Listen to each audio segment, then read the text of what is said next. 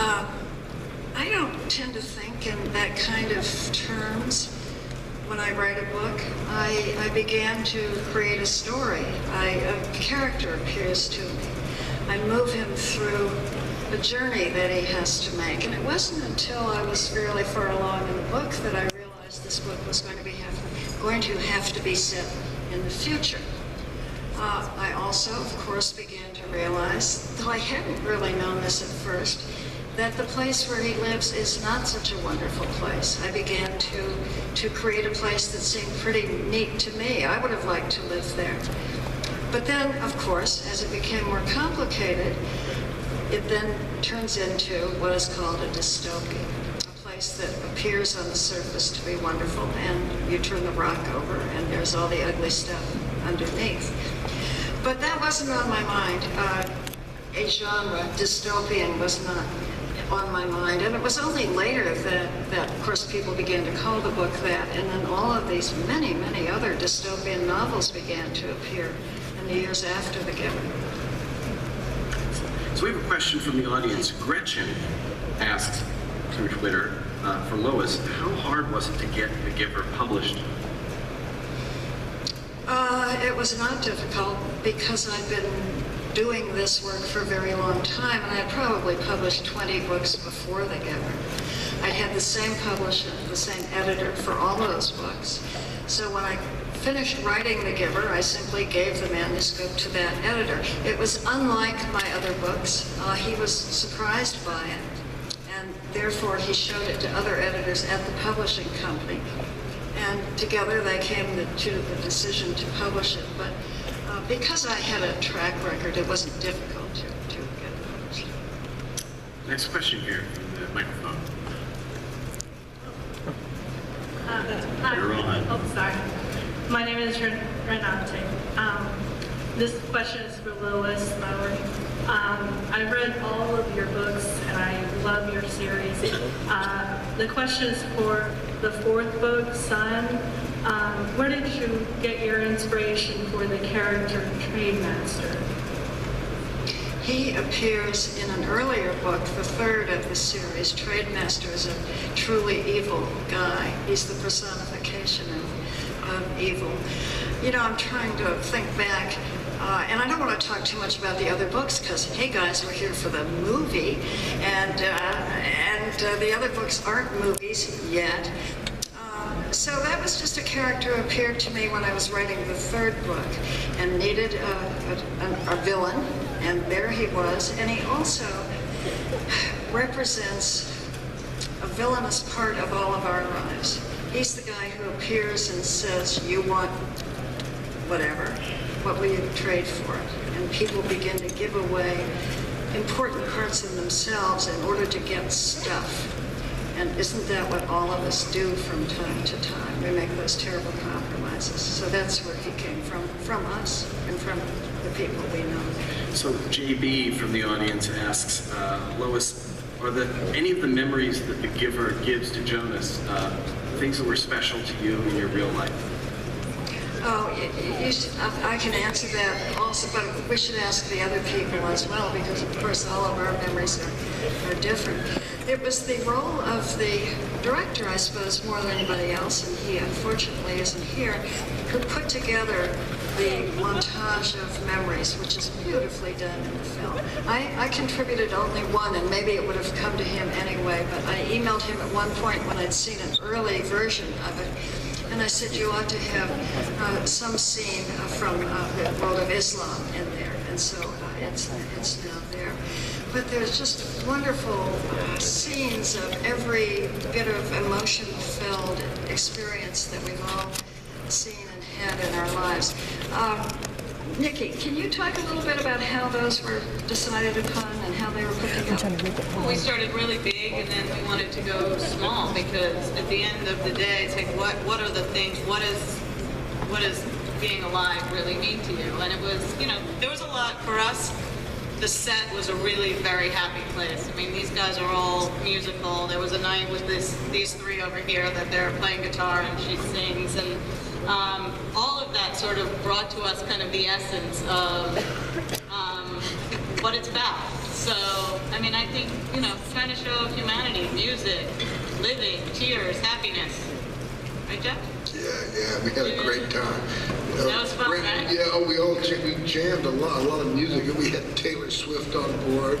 You know, between the setups, we'd get out the guitar. How did she get involved in the movie? And in fact, Maddie from the audience was asked that question. How did Taylor Swift? That was Harvey, I think. You know, We actually wrote the character as a piano-playing character before Taylor was cast, and the executives from the Weinstein Company were at one of her shows and had this crazy idea, said maybe this would make sense, and talked to her about it, and she came on board, and she came down. We were all in South Africa, which is an amazing place. You should all go when you have a chance. And she came down to South Africa and was there and played with us for a while, right? In the book, that character is talked about and described, but she's already gone by the time the book begins. In the movie, given the magic of technology, they're able to, you can see her and she reappears to the giver because she's very special to him. Give the microphone. Let's hear your question. I just want to say I love you. You're an amazing writer. I've read a bunch of books. But you had mentioned that you wanted to go back and change the chief elder, like in your book. Is there anything else in your book that you would like to go back and change? Any of them, if you could? You know, after I write a book, every book I've written, there are things that I wish I had done better. I wonder if the actors would like to redo certain scenes. All the time. All the time, yeah. Every time. Yeah, I don't know. yeah. But as far as The Giver is concerned, and having seen parts of the movie, I haven't seen the whole thing yet, it was that particular thing that I would like to go back and reinsert or insert into the novel. I can't think of anything else in particular, except that, as you know, and as you can see from the actors here, the kids are slightly older in the movie. I don't know that I'd like to go back and rewrite the book and make the kids older. I think it works them being 12. And I'm not sure why the decision was made to make them older, but it was a concern of mine that was happening. And then the first time I saw the beginning of the movie, which I think you saw here today, the children, the kids, the teenagers on their bikes, I thought, oh, yeah, it works because the boy, and you see him close up in the opening of the film, right away you see that he is the same as the 12-year-old boy in that he's young, he's curious, he's intelligent, he's vulnerable, and so it doesn't matter that he's a few years older. It works quite well. Next question. My question is for the Duke.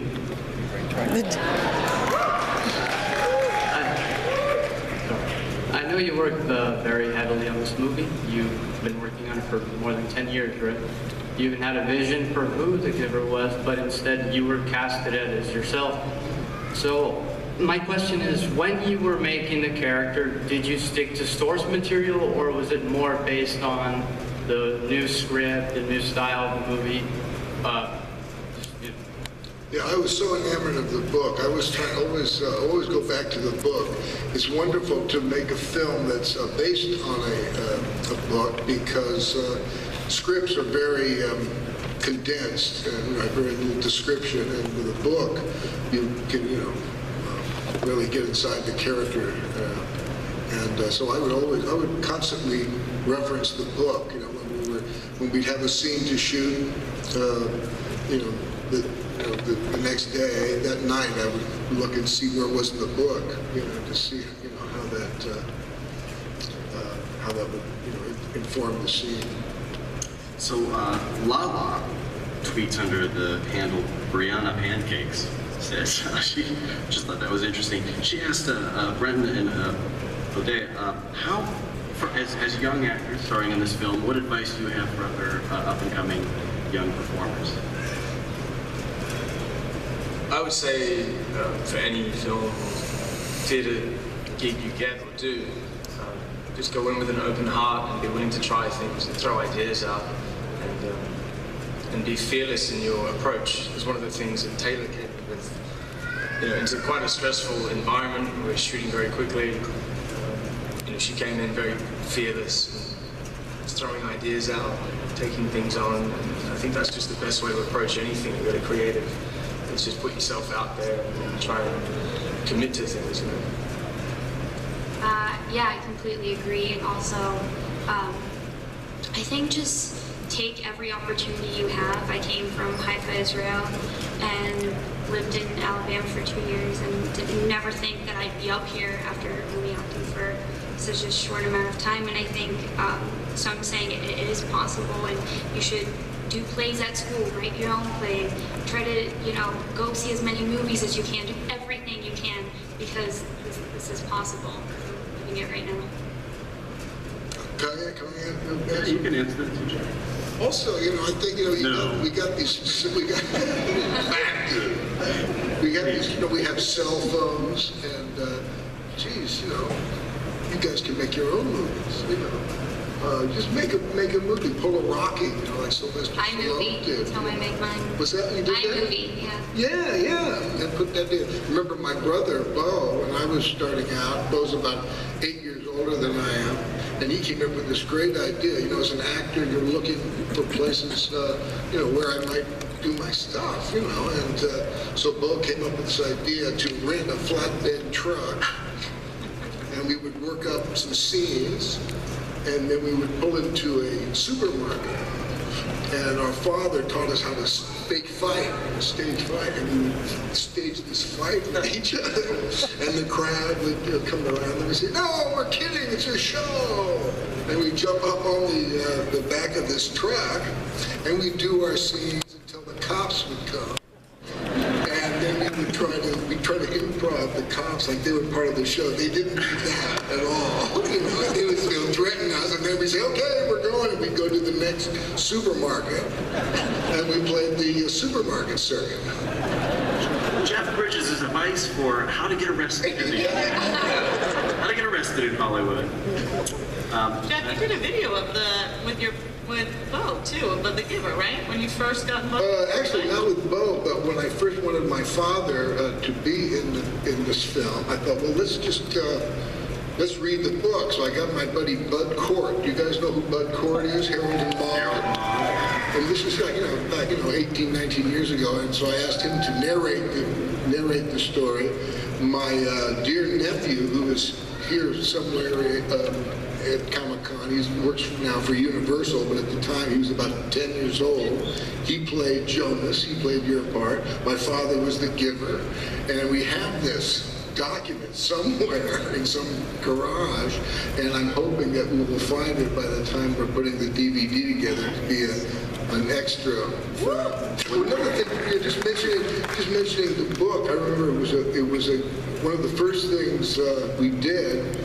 I thought it would be helpful. We gathered the cast together and we read the book together out loud. I don't know, did you know that, Lois, that we did that? I think you've told me. Yeah, and that was it was really helpful. Get everybody on the same idea. Had you made the film with your father, Lloyd Bridges, as the Giver, would you have taken a role in the film as well? Might you have played the Alexander Skarsgård character of the father? No, my plan was I was gonna direct it. Young lady here at the microphone. Hi, my name is Rebecca, and this question is for Lois Lowry. What inspired the idea of having your outsider be chosen by the community and have it be considered an honor? Can you repeat what you're... No, I just was hoping you would repeat it. I sort of didn't hear the second half. Let her say this. Okay. I was looking at tweets. It's a good question, though. What inspired your idea of having the outsider be chosen by the community itself and having it be considered an honor? Boy, it's always hard to be asked what inspired a particular thing when a book is 20 years old, because then I have to try to go back into my mind 20 years ago, and that's hard. I will say, though, that I think it's fair to say that every book, the main character, the protagonist, male or female of every book, at least every book by me, is usually an outsider. one of the things they have to fight against, I bet everybody in this room, because of this particular convention and who you are, and some of you are in costumes, you probably think of yourself as outsiders, I would guess. I always have. And so it feels natural to me to project myself, my mind, my thoughts into that of an individual who is set apart in some fashion. It makes for a more interesting character, I think, if nothing else. Next question, Mike. Hello. My question is for Miss Lowry. Sorry, I'm a little nervous with the book when I was so young. I just started crying when the trailer played. You've been such an inspiration, and my question is for you. I know you touched on it a little bit earlier. When you did the book to screen adaptation, were there any scenes that you really wanted in the movie? A point that you wanted people to get out of it, or any message? Like, what did you want people, or what would you want people to come away with it? I think I said it earlier that I think the best books and probably the best movies raise questions, and that the different people who read or see a book or a movie probably have their individual answers to those questions. I don't feel as though it's my role to provide answers, but I think it's exhilarating to provide questions. Lance from the audience here, I guess would be a follow-up to that. What kind of input did you have on the film? Not necessarily telling what answers to provide, but what kind of guidance did you give to Jeff as a producer, and Nikki as a producer, and Philip as a director, or any of the actors? I didn't provide any guidance at all to any of them because they're all professionals who are very good at what they do. But I did occasionally provide little details. Philip, the director, is an email addict, would you say? Addict. And also, he seems never to sleep, so 24 hours a day, he's sending emails to all of us. And beginning way back a year ago, he began emailing me with small questions. As an example, what should the boys' bedroom look like? Clearly, they were beginning to think about set design. What should Jonas's bedroom look like? Probably the time on his email was 2 a.m., but I would have gotten it the next morning.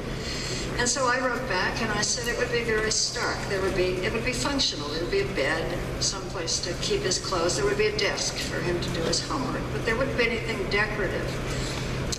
If you want anything to hang on the walls, probably it should be something educational. Maybe, I suggested, a poster showing the periodic table of elements, okay?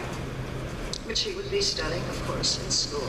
I later mentioned that to my then 12-year-old grandson, that this is how I described the boys' bedroom. My grandson had read the book, and my grandson said, "This book is set when? 50 years from now?"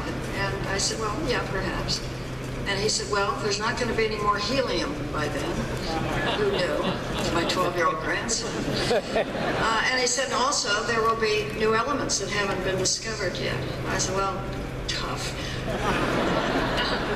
If you're under 18 years of age, close your ears. Tough shit," I said. And actually, I've forgotten now. I was in Cape Town. I did look at the set for the boys' bedroom, but it was dark. We had to use a flashlight because the scenes had already been shot there. So I don't remember if that was that on the, do you remember anything on the wall of the bedroom? Honestly. It was a tree. Yeah, it's the tree. Now, I heard that you, during the ADR sessions, when we were working on the sound, that you gave Meryl Streep some line readings on how to perform certain lines. Is that true? Oh my God. Were you schooling Meryl Streep in how to act, Lois? I was. This is in a studio in New York, and she's recording, I don't know the terminology, but she's recording some dialogue. And there's a scene at the end, I don't believe this was part of the clip here, but she says to Jeff, who was not there, and the scene had already been filmed, so it's being projected, and she is recording her dialogue over the projection. And she says originally, he says, "You could stop this." She says, stop